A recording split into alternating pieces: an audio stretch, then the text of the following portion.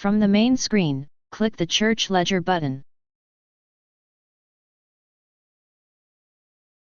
Enter your second-level password.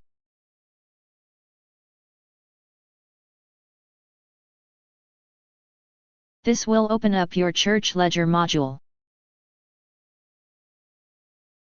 Let's review the church budget. Click the Church Budget button.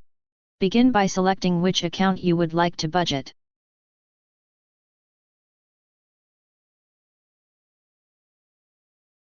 Propose a budget amount for that year in question. The set budgeted amounts are compared to the actual amount in your church ledger for that account category. You can propose a budget by clicking the Propose button.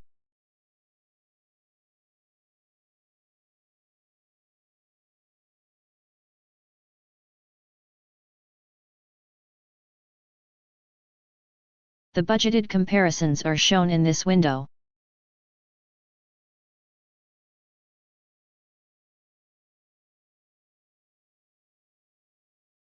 To the budget report, click the Reports button.